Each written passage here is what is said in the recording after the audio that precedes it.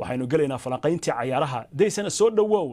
Britole ciyaarta dhaaftay ee la isku fardacaynsaday waa Man City iyo Arsenal halkaasna Arsenal muddooyinkan kuma aysan badin maxaan ka filan karnaa مولد وشكت وعيار آدي وحيس بدن وحنا لصعنا أرسنال إنه يقولوا بدن أي سوقا قارتي عيارتي دين إسبد الشيء لأن يردن إنه إسقفصدان أي أو ملايسها وهذا أرسنال معها مرك اتحاد أي تكتور شنت اللي قد لي أو كلامها لكن لقى كلام مركا فيرسو سيتي لفت جيدا كوحل الله أي نقطة ثمان عيار إسكو حكتا أي بديان وكوحل بقول تكتو سفوض أي وقراع عيان وحن قبا أرسنال دي جرونكود أي تكان اتحاد إنكستو oo ciyaartoy fiican ay haysta Arsenal haddana waxaan ka bacabsanayaa markii inay City geesaha dadka weerarto oo hadhowdi ay u suurtageliyso Saka iyo Martinelli inay weerar qaadaan sababtoo ah waa inay caawinaan difaacooda taasna ay abuurto inay dib u sekadaan kooxdii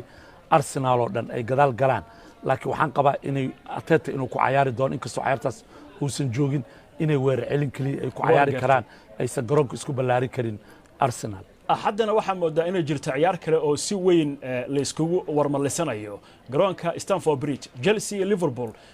ciyaartii ugu dambeysay waa laga badiyay Chelsea barbardhac waa lagu qabtay maxaan ka filan karnaa kulankaasina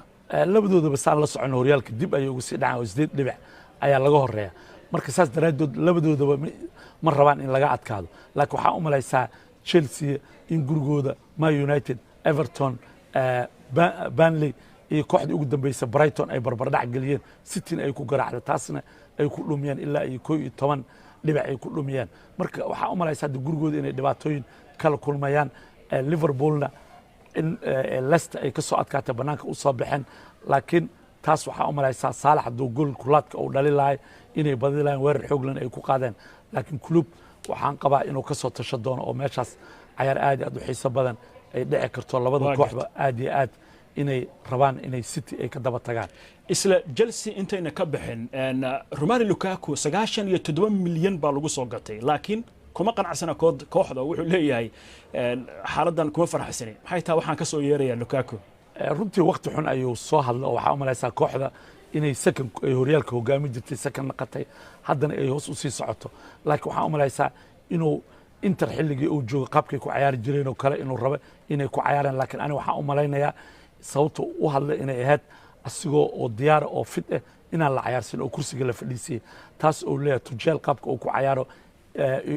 ma istaahila laakiin qaabkii Conte uu ku dheelay iyo Tuchel waxa u malaysaa inay isku dhaweeyeen oo Conte 3 dambe iyo 5 dhaxda iyo 2 hore ayuu ku ciyaari jiray marka asigana inuu saasoo kale uu ku ciyaaro hal ciyaartoy oo Mount hore lala geeyo marka laakiin waxa u malaysaa inaan laga dhigayn sidii ciyaartoyda waaweyn oo Ronaldo kale iyo Kevin De Bruyne City kale jooga iyo saasoo kale inuu noqdo ayaa ka hadalsiisa laakiin Lukaku ma qabin xilligan inuu hadlo 7 gool kaliya ayuu leeyahay waxay aad 7 gool ka badan inuu dhaliyo ayaa Jorginho oo dhaxda ka dhil ayaa ka goolal badan oo 9 gool iska leh marka mana u maleynay inkastoo Inter ayaa wadnahayga jira ma u maleynaa Inter inay gada karto oo lacagtaas 90 milyan Inter ma hayso waata deysana si kooban Mohamed Salah 15 gool buu ku hogaaminaya gool dhalinta Premier League laakiin wixii ka dambeeya 3 bisha koobka Afrika aadaya Masar buu matalaya yaa la isdhihi karaa waa soo qaban karaa Mohamed Salah si kooban Mawlid aniga ma u maleynaa Mohamed Salah inkastoo baxay oo hal bil oo maqnaanay haddana ma u maleynaa oo waxa laga yaabaa Egypt inay kooxaha ugu fiican Afrika ku jirta inay sii soconayso laakiin doo soo noqdo gool dhalinta meesha ayuu ka sii wadaya marka taas ayaa keenayso in oo wili Mohamed Salah because Harry Kane iyo rag daba raaci jir oo Mabayaan iyo